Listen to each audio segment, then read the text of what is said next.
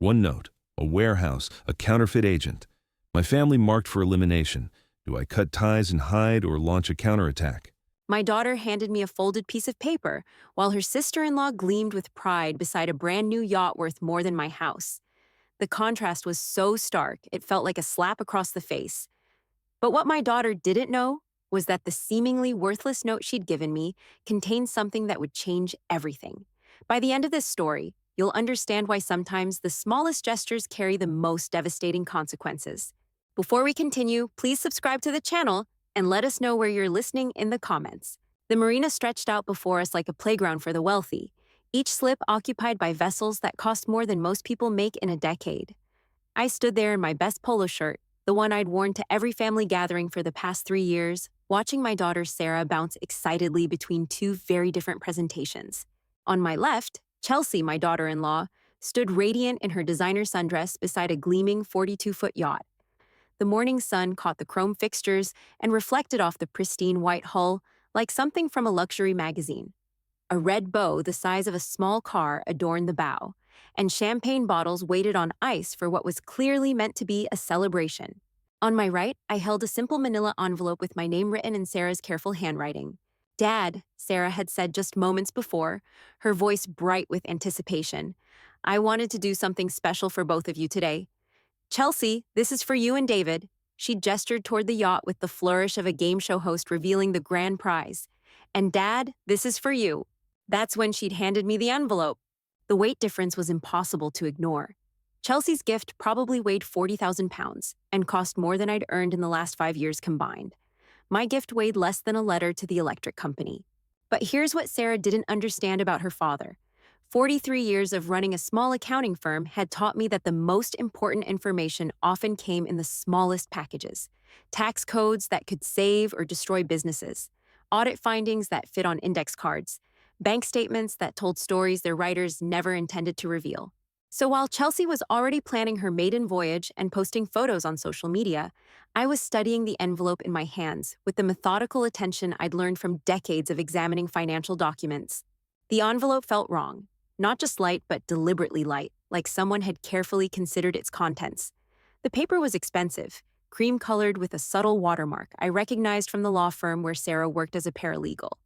This wasn't casual stationery, this was professional-grade paper, the kind used for important legal documents. I opened it carefully, the way I'd learned to handle sensitive paperwork, and found a single sheet folded once. But as I unfolded it, something caught my eye immediately.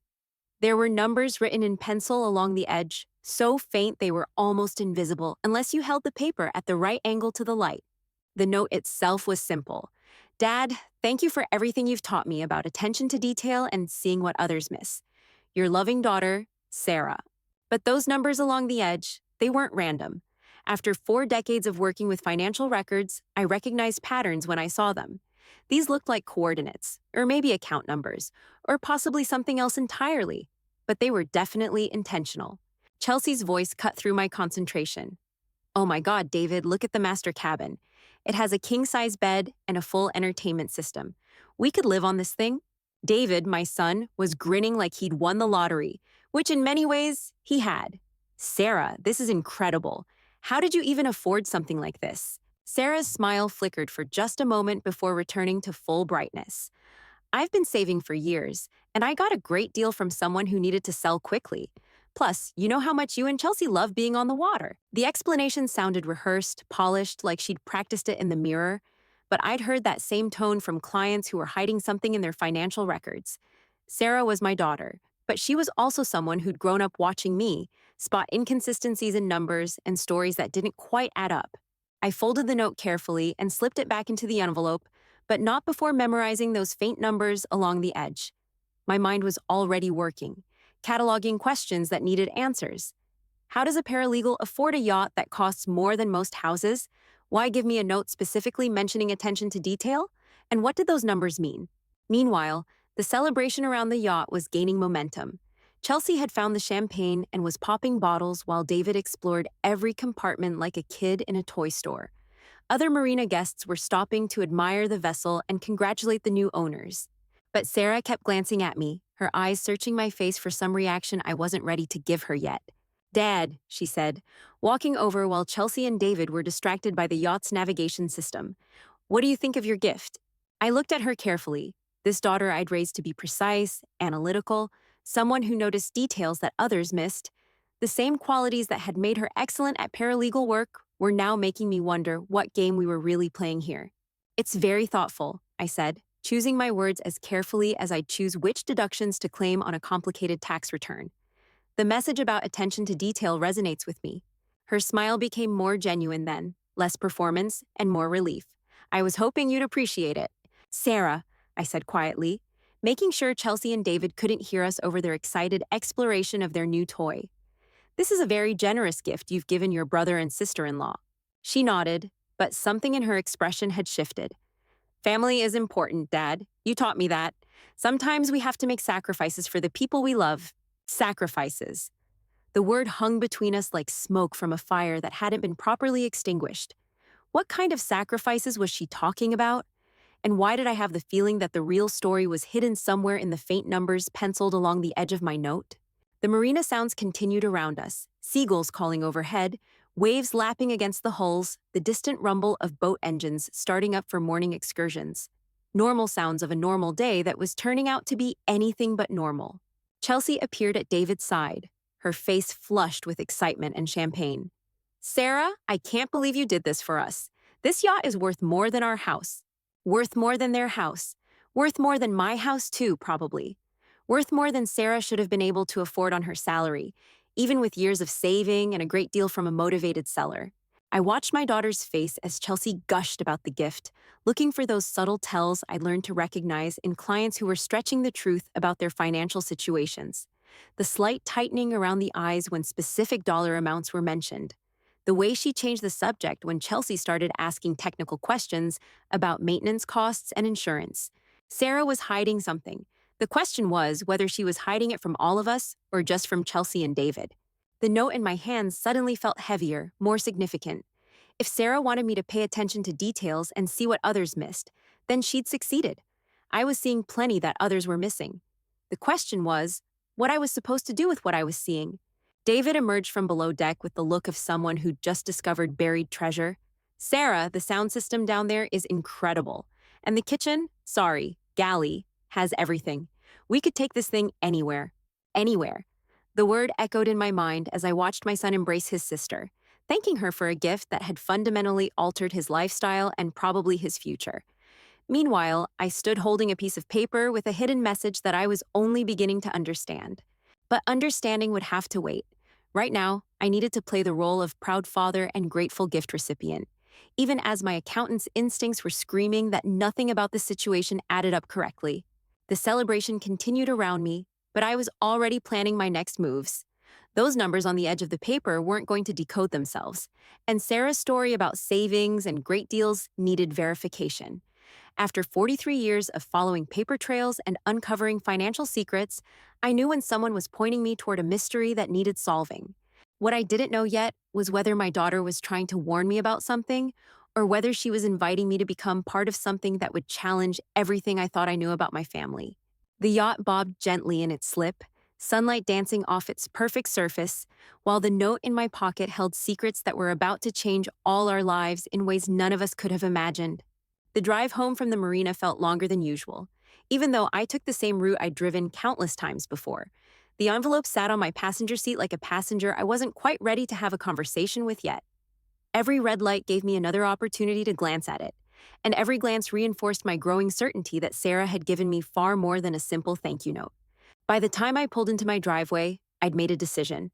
Whatever those numbers meant, whatever Sarah was trying to tell me, I was going to find out tonight. The methodical part of my brain, the part that had built a successful accounting practice from nothing, was already organizing an approach. Inside my home office, I spread the note flat on my desk under the bright LED lamp I used for detailed work. The numbers along the edge became clearer under direct light, and I could see there were actually two sets of them. The first looked like coordinates, precise to several decimal places. The second set was shorter, only 6 digits, but they had the familiar pattern of an account number or reference code. I reached for my laptop and opened Google Maps, entering the coordinates with the same precision I'd use for a tax calculation. The satellite view loaded slowly, revealing a location about 30 miles outside the city. Rural area, mostly farmland, with what appeared to be a large industrial building surrounded by empty fields.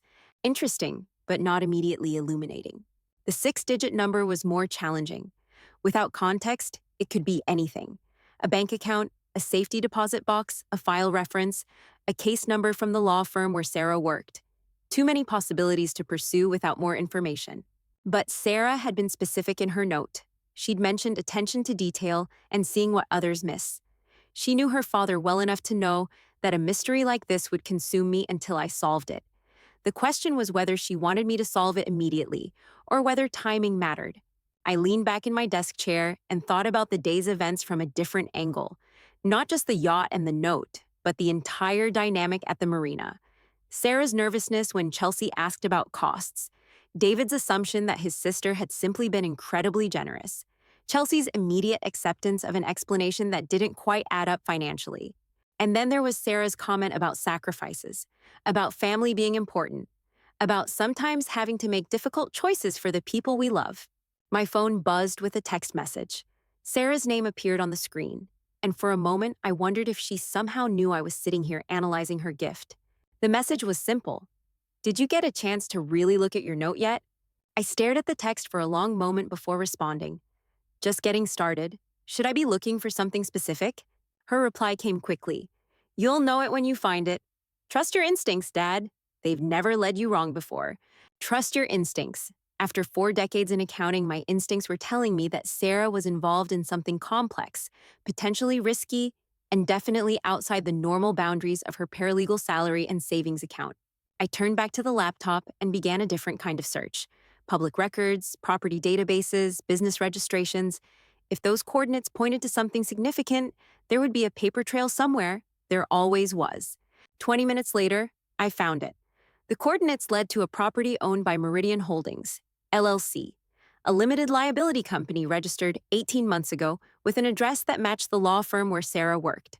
The registered agent was listed as someone named Marcus Webb, but a quick search revealed that Marcus Webb was a common pseudonym used by corporate formation services. Meridian Holdings owned the industrial building at those coordinates, but the property records didn't indicate what kind of business operated there. No permits, no inspections, no public filings that would explain why a building in the middle of farmland needed to be hidden behind a shell company. But shell companies weren't necessarily illegal. I'd helped plenty of legitimate clients establish LLCs for privacy or tax purposes.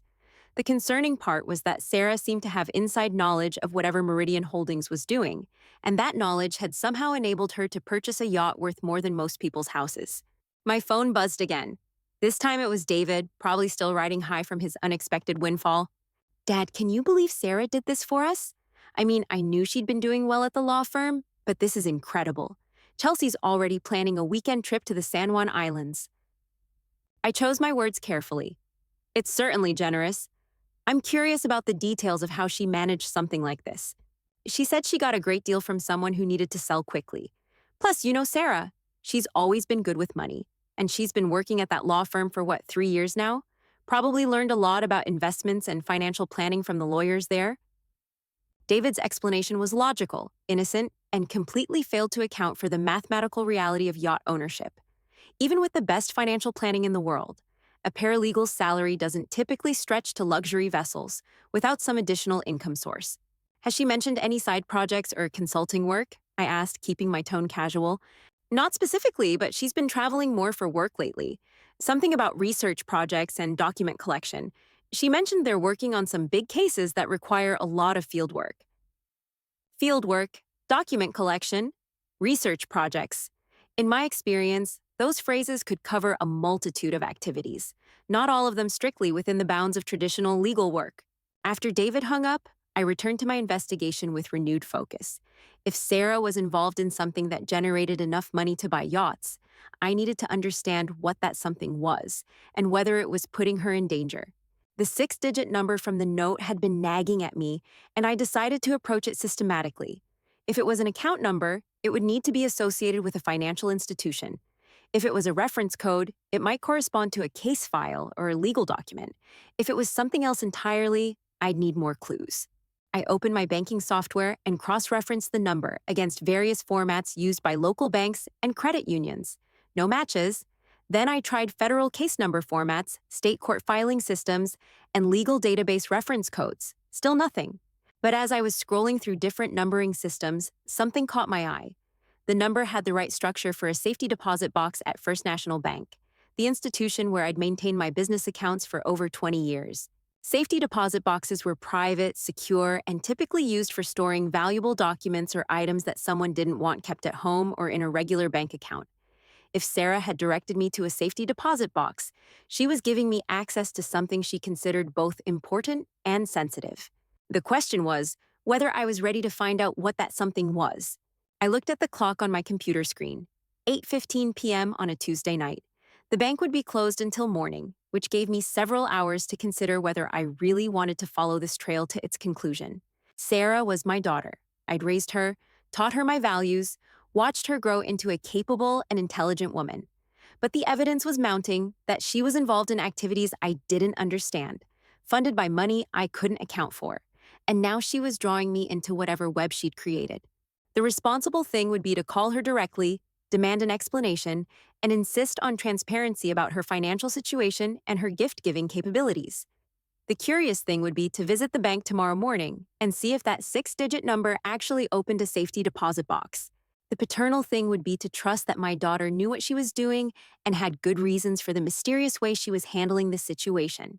But the accountant thing, the thing that had guided my professional life and kept my clients out of trouble for 4 decades, was to follow the evidence wherever it led and prepare for the possibility that the truth might be more complicated than anyone wanted it to be.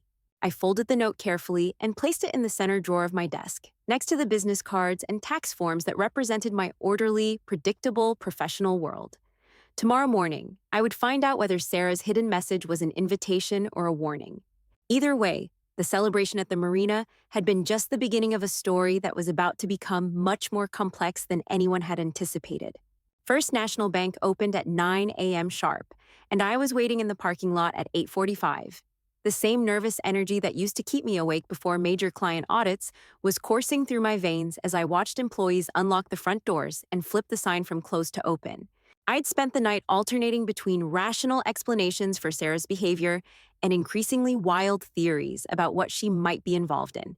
By morning, I'd settled on a simple approach. Go to the bank, try the number, and let the evidence speak for itself. No assumptions, no premature conclusions, just methodical fact-gathering. The safety deposit box area was located in the bank's basement, behind a security door that required both a key card and a personal identification number. Margaret Chen, the customer service representative who'd handled my business accounts for 15 years, escorted me downstairs with professional courtesy that couldn't quite hide her curiosity about my unusual request. Box 847291, I said, reading from the note Sarah had given me. I believe I have access to this box. Margaret consulted her computer terminal, her fingers clicking across the keyboard with practiced efficiency. Yes, Mr. Patterson, you're listed as an authorized accessor on this box. The primary renter is Sarah Patterson, established 6 months ago. 6 months ago, Sarah had opened this safety deposit box 6 months before she bought David and Chelsea their yacht. The timing suggested planning, preparation, and a level of financial sophistication that didn't match the daughter I thought I knew. Margaret led me through the security protocols, checking my identification twice before producing a small silver key. You'll need both keys to open the box, she explained, indicating the second key that hung from a chain around my neck. Your daughter specifically requested that arrangement when she established the account. Except I'd never seen that key before in my life. Margaret seemed to notice my confusion. She said you'd be wearing it when you came in. Something about it being a gift she gave you years ago that you never took off. I looked down at my chest, where my wedding ring hung on a simple gold chain. I'd started wearing it there after my wife passed away 3 years ago, unable to bear having it on my finger but unwilling to put it away entirely. But now, looking more closely, I could see there was indeed a second key on the chain, so small and unremarkable that I'd never noticed it among the familiar weight of my wedding ring. Sarah had somehow added that key to my necklace without me realizing it. The realization sent a chill through me that had nothing to do with the bank's air conditioning system. How long had she been planning this? And how had she managed to access something so personal without me knowing? The safety deposit box was located in a private viewing room, a small windowless space with a table and two chairs. Margaret placed the metal box on the table and left me alone with whatever secrets my daughter had hidden inside. The box was larger than I'd expected, roughly the size of a shoebox, and surprisingly heavy. I lifted the lid with the same careful attention I'd used to open a client's confidential financial records. Inside were documents, lots of them: financial statements, legal contracts, property deeds, and photographs. But also something I hadn't expected: a sealed envelope with my name written in Sarah's handwriting, along with instructions that said, "Read this first." I opened the envelope and found a letter that began with words that made my hands tremble. "Dad, if you're reading this, it means I'm either dead or in serious trouble, and you're the only person I trust to handle what comes next." The letter continued for 3 pages, written in Sarah's careful script, explaining a situation that was far more complex and dangerous than I'd imagined possible. She described her work at the law firm not as simple paralegal duties, but as part of a specialized team that handled asset recovery for clients who'd been victims of financial fraud. According to Sarah's letter, the yacht she'd given David and Chelsea wasn't purchased with her savings. It was seized property, recovered from a criminal organization that had been using luxury assets to launder money through fake real estate transactions. The law firm had been contracted by federal authorities to locate and catalog these assets, and Sarah's job involved identifying and securing items before they could be moved or sold. The yacht was supposed to be sold at auction, her letter explained, but there was a problem with the paperwork that would have delayed the sale for months. David and Chelsea have been struggling financially since his layoff, and I knew they needed something to give them hope. So I worked out an arrangement where they could take possession temporarily, with the understanding that they might have to return it eventually. Temporarily. The word hit me like a physical blow. Sarah had given my son and daughter-in-law a gift that might be taken away from them without warning. They were out there right now, planning weekend trips and showing off their new lifestyle, completely unaware that their yacht could disappear as suddenly as it had appeared. But the letter continued with even more disturbing revelations. The criminal organization they'd been investigating wasn't just involved in money laundering. They were part of a larger network that specialized in identity theft, insurance fraud, and what Sarah described as financial terrorism against elderly and vulnerable populations. "The reason I'm writing this letter," Sarah's letter continued, "is that we've discovered the organization has been targeting people in our area. Dad, I think they may have been watching our family.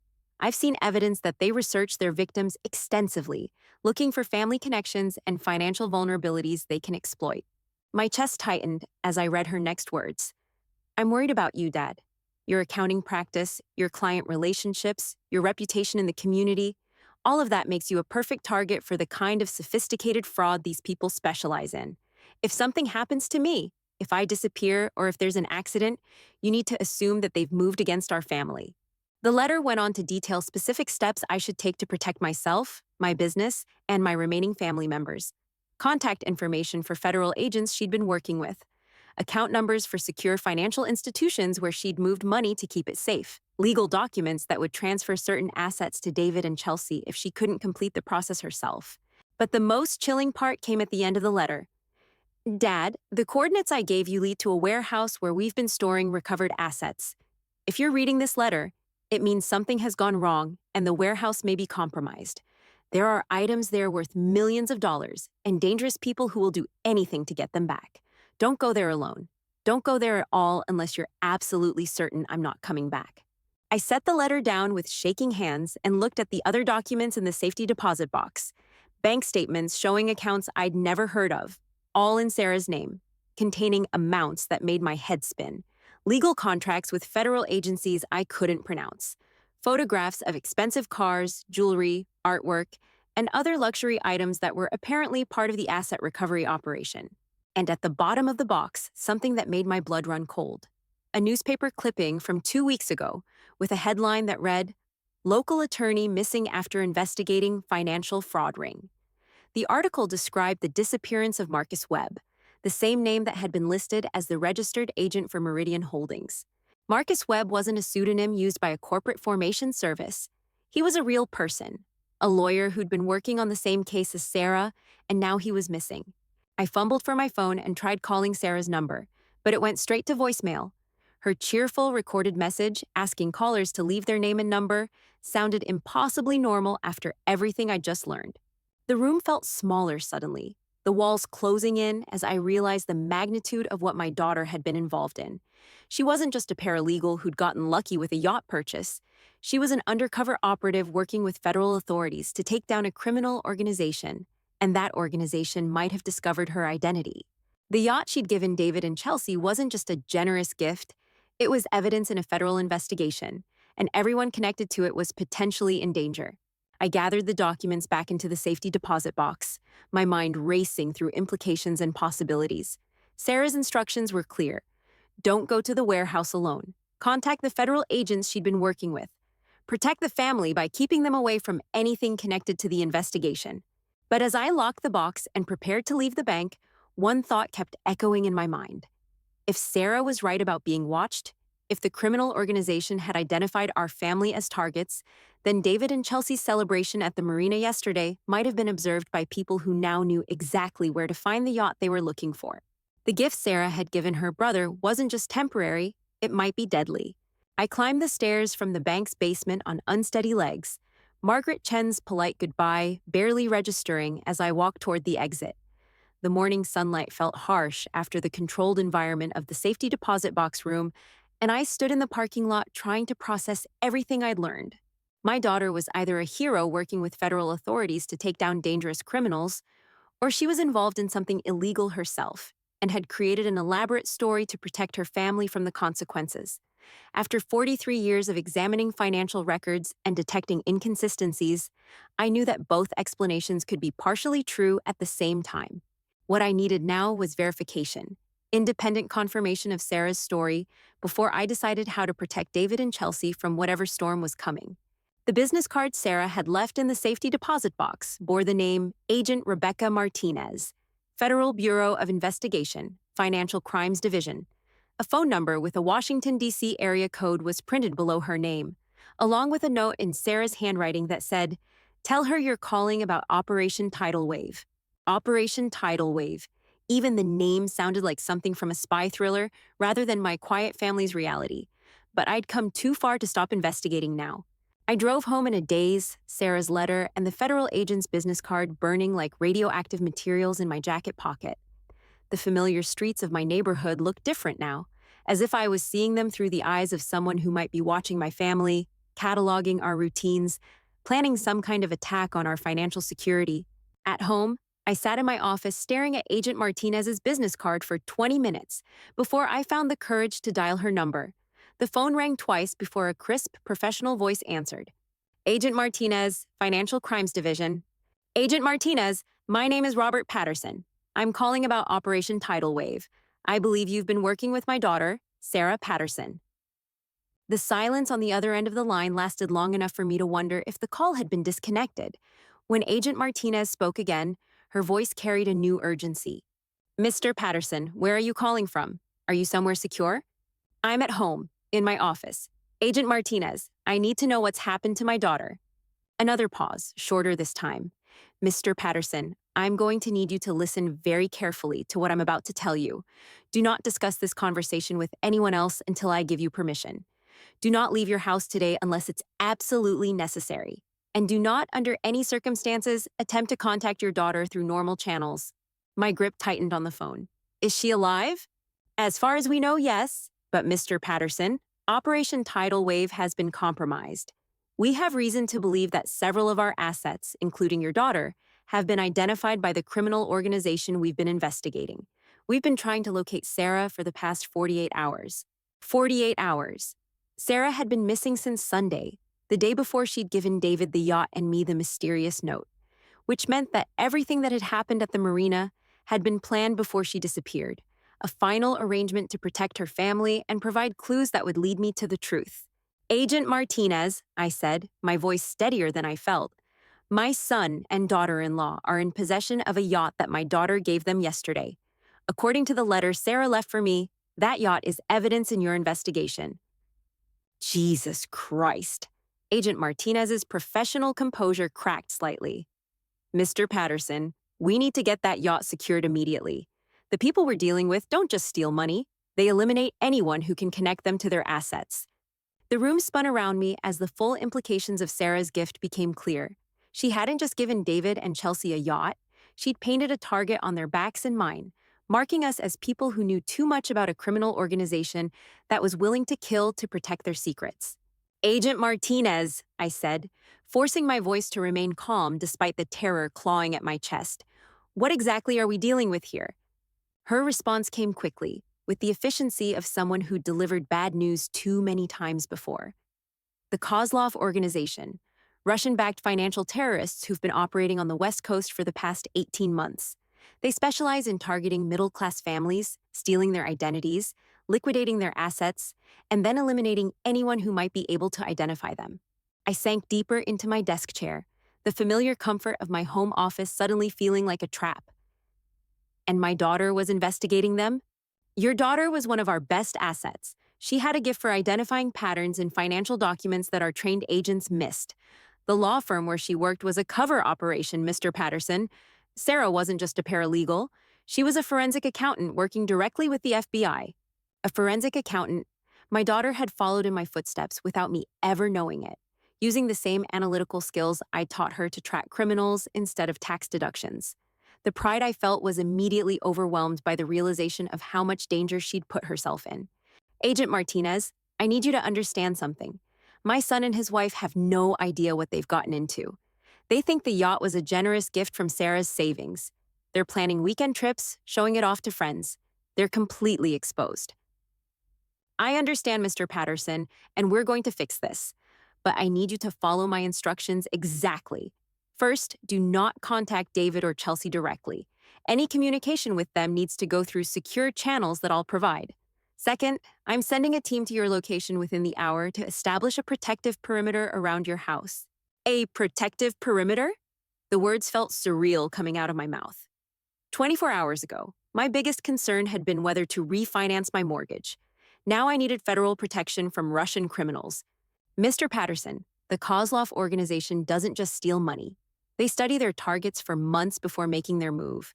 They know your routines, your relationships, your vulnerabilities. If they've identified your family as connected to our investigation, they're probably already planning their next steps. I looked around my office, seeing it through the eyes of someone who might have been watching me for months. The large window that faced the street, perfect for surveillance. The predictable schedule that took me to the same bank, the same grocery store, the same gas station every week. The client files that contain sensitive financial information about dozens of local families. What about my business, my clients? That's actually one of our biggest concerns. Your accounting practice gives you access to financial information that the Kozlov organization could use to expand their operations. They might try to coerce you into providing client data, or they might simply eliminate you to prevent you from identifying their money laundering schemes. The methodical way Agent Martinez discussed my potential elimination sent ice through my veins. This wasn't a movie or a television show. These were real people talking about really killing me because my daughter had been brave enough to help stop them. Agent Martinez, there's something else you need to know. The coordinates Sarah gave me, the ones that lead to the warehouse. She warned me not to go there alone, but she also said there were millions of dollars worth of recovered assets stored there. The silence on the other end of the line stretched long enough for me to hear my own heartbeat. When Agent Martinez spoke again, her voice carried a weight that made my chest tighten. Mr. Patterson, we lost contact with the warehouse facility 36 hours ago. Our last communication indicated that someone had breached the security system. We've been assuming the Kozlov organization discovered the location and moved the assets. But if they got the assets back, why would they still be interested in my family? Because your daughter documented everything. Every transaction, every asset recovery, every connection between the criminal organization and their money laundering operations. That documentation is worth more to them than the physical assets we recovered. I thought about the safety deposit box, the photographs of expensive cars and jewelry, the bank statements showing millions of dollars in recovered funds. Sarah hadn't just been collecting evidence. She'd been building a case that could destroy an entire criminal network. Where's that documentation now? That's what we've been trying to figure out. Sarah was supposed to deliver everything to our secure facility last Monday, but she never showed up. We've been operating under the assumption that she either hid the evidence or was captured before she could turn it over. The pieces were starting to fit together in a pattern that made my accountant's brain both satisfied and terrified. Sarah had discovered she was in danger. She'd hidden the evidence somewhere safe, given David and Chelsea the yacht as both a gift and a distraction, and left me clues that would lead federal agents to the truth if something happened to her. But she'd also painted targets on all of our backs in the process. Agent Martinez, I think I know where Sarah hid the documentation. Where? I looked at the note on my desk, thinking about Sarah's message about attention to detail and seeing what others missed. The safety deposit box had contained one envelope addressed to me, but there had been space for more, and Sarah was too thorough to put all her evidence in one location. There are more safety deposit boxes. The numbers she gave me weren't just coordinates and a box number. They were a sequence, a pattern that leads to multiple locations. Mr. Patterson, I need you to stay exactly where you are. Don't try to solve this on your own. Don't go to any more banks. Don't follow any more clues. My team will be at your house in 20 minutes, and we'll work through this together. What about David and Chelsea? What about the yacht? We'll handle that. But Mr. Patterson, I need you to understand something. Your daughter may have saved dozens of families from financial ruin, but she also made herself and everyone connected to her a target for people who kill witnesses as a matter of routine business practice. I hung up the phone and sat in the sudden quiet of my office, surrounded by the ordinary papers and files that represented my normal, predictable life.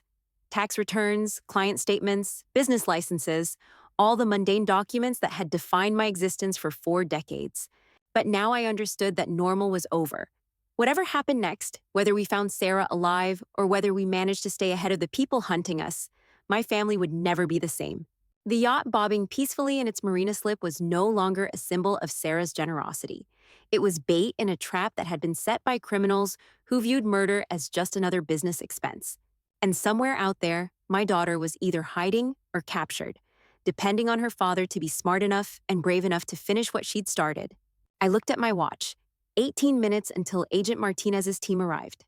18 minutes to figure out if there was anything else Sarah had hidden in plain sight, any other clues that might help us find her before it was too late. The note lay on my desk, innocent-looking paper that had started this entire nightmare. But as I studied it one more time, I noticed something I'd missed before. The watermark in the expensive paper wasn't just decorative. It was a pattern, repeated across the sheet in a way that looked random but felt deliberate. Sarah had taught me to look for what others missed. Now I was beginning to understand that everything she'd given me, every seemingly simple gesture, contained layers of meaning that went deeper than I'd imagined. The watermark pattern looked like numbers when held up to the light at the right angle. More coordinates, more account numbers, more clues in the treasure hunt my daughter had created to save her family and destroy the people who threatened us. But Agent Martinez had been clear. Don't try to solve this alone. Don't follow any more clues. The problem was, I was an accountant. Following clues and solving puzzles was what I did for a living. And if Sarah was counting on me to find her, then sitting in my office waiting for federal agents might be the one thing I couldn't afford to do. Outside, a black sedan with tinted windows pulled slowly past my house. It might have been Agent Martinez's advance team, or it might have been someone else entirely. Someone who'd been watching my family for months, learning our patterns, preparing to make their move. I picked up Sarah's note and walked to my window, studying the watermark pattern in the natural light. The numbers were definitely there, faint but unmistakable once you knew to look for them. My daughter was brilliant, methodical, and had inherited every analytical instinct I'd tried to teach her over the years. If she was still alive, if there was still time to find her, then the answer was hidden somewhere in the puzzle she'd created. The question was whether I was brave enough to solve it and whether the people coming for my family would give me the chance. The black sedan made another pass by my house, slower this time, and I realized that 18 minutes might be 17 minutes too many. Sarah's final gift to her family wasn't just a yacht and a mystery. It was a test of whether her father had learned the same lessons about courage and sacrifice that she'd somehow mastered without me ever knowing it. I folded the note carefully and slipped it into my jacket pocket, next to my car keys and wallet. Agent Martinez could establish her protective perimeter around an empty house. I had a daughter to find and a family to save, and the clock was already running out on both. The back door of my house opened onto the alley behind Maple Street, a route I'd used for 40 years to take out garbage and retrieve packages when delivery drivers couldn't find the front entrance. Today it would serve as my escape from whatever surveillance had been established around my property. I grabbed my emergency cash from the bedroom safe, the same $2,000 I'd kept hidden since my wife passed away, money she'd insisted I maintain for situations that couldn't wait for banks to open or credit cards to process. I'd never imagined using it to fund a rescue mission for my missing daughter, but life had a way of making the impossible feel routine.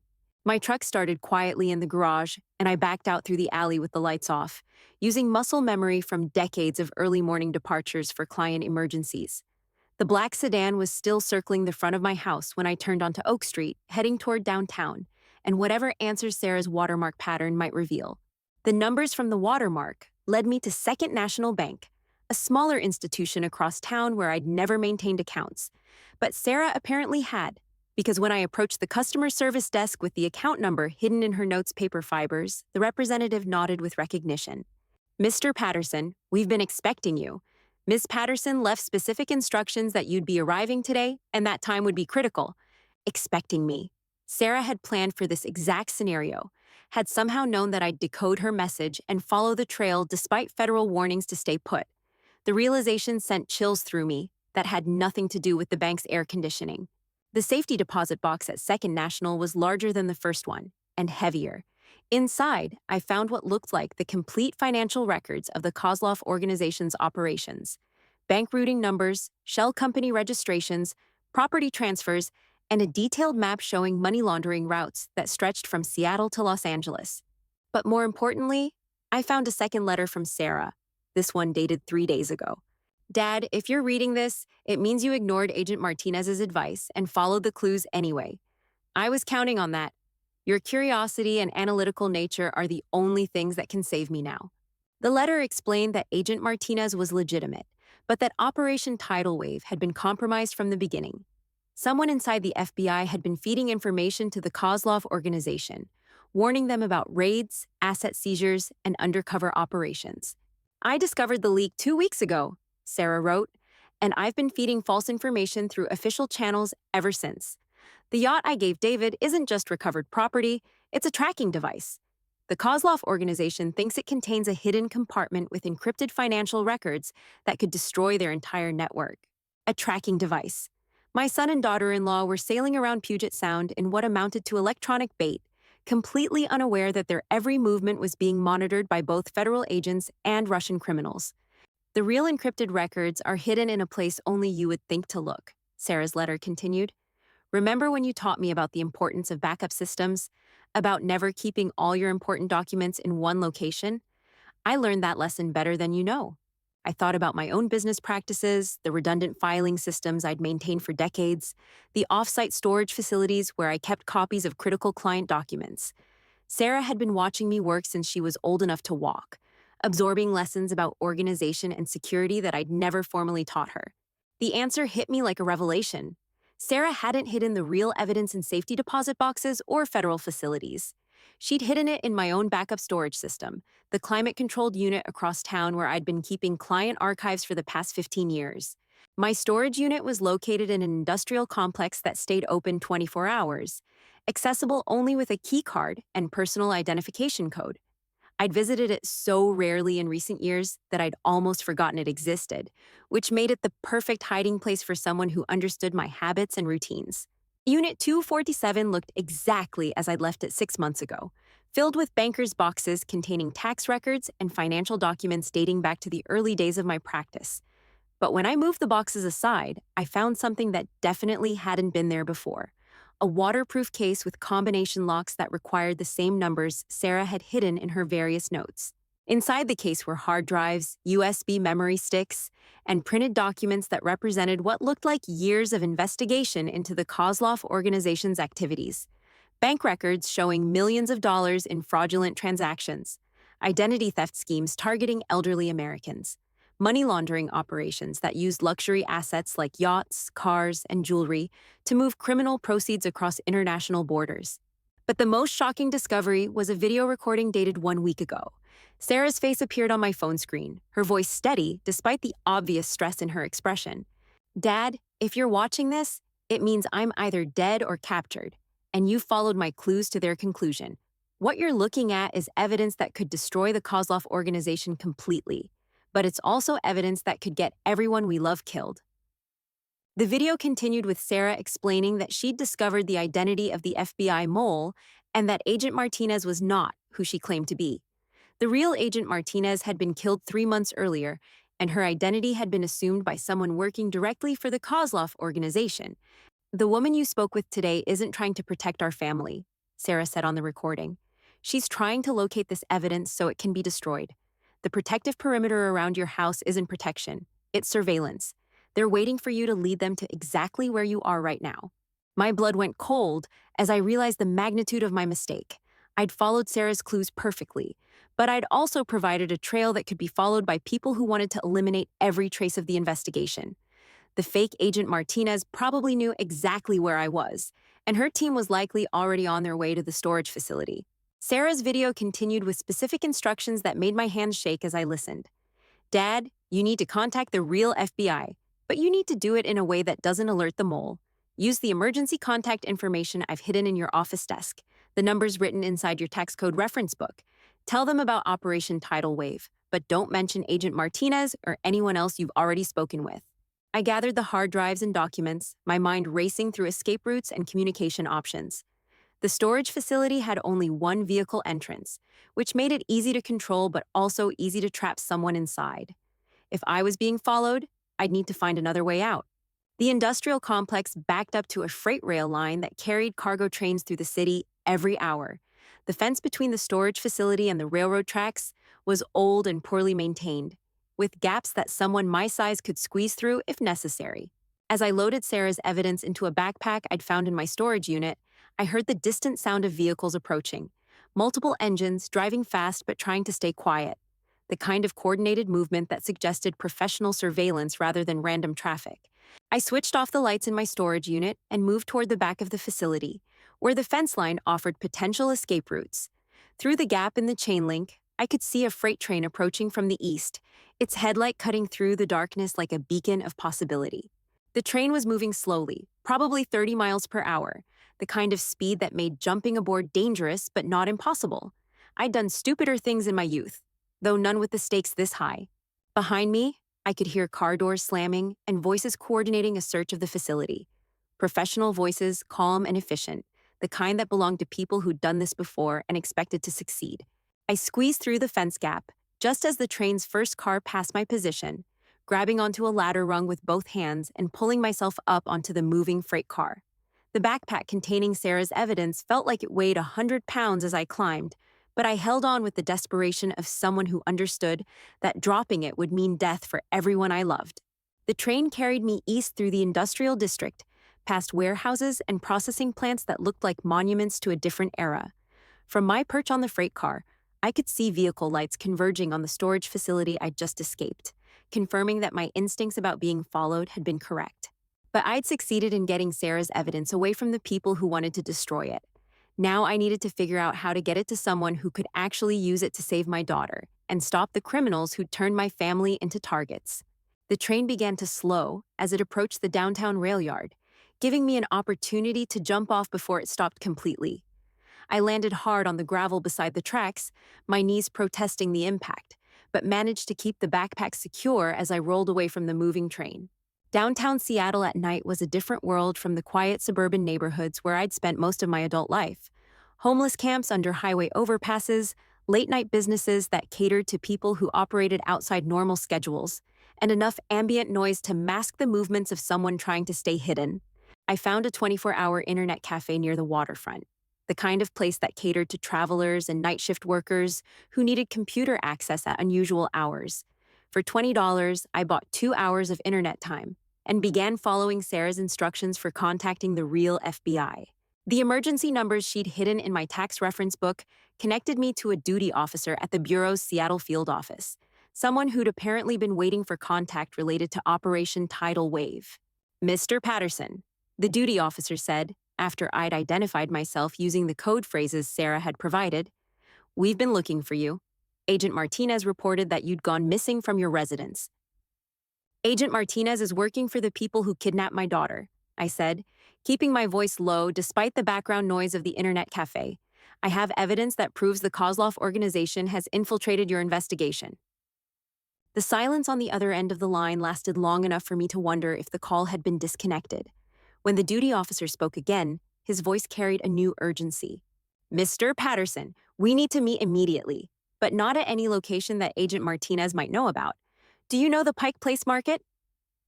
Pike Place Market at 3 in the morning was nearly deserted, but the few vendors who maintained overnight operations provided enough activity to mask a clandestine meeting.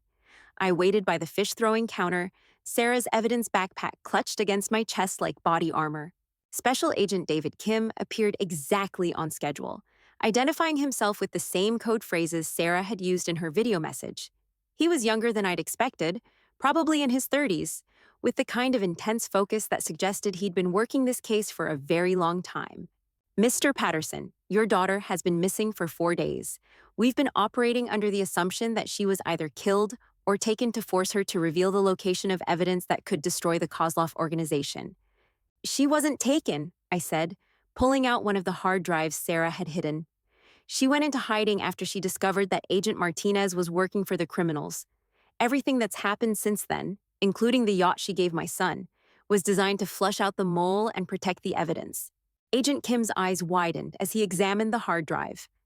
Mr. Patterson, if this contains what I think it contains, your daughter may have just handed us the biggest financial crime bust in FBI history.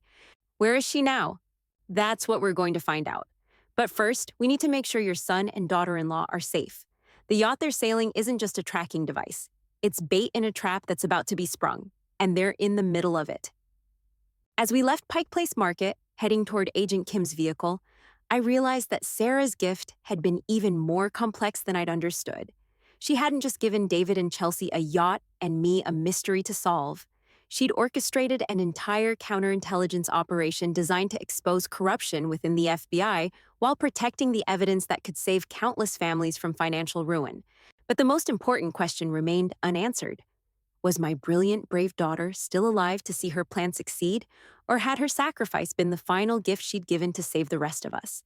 The answer would determine whether this story ended with justice or tragedy, and whether the yacht bobbing peacefully in Elliott Bay would become a symbol of Sarah's victory or a memorial to her courage. Either way, the game she'd started was about to reach its conclusion, and none of us would emerge unchanged from whatever came next.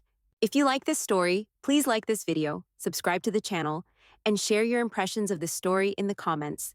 To listen to the next story, click on the box on the left. Thank you for watching.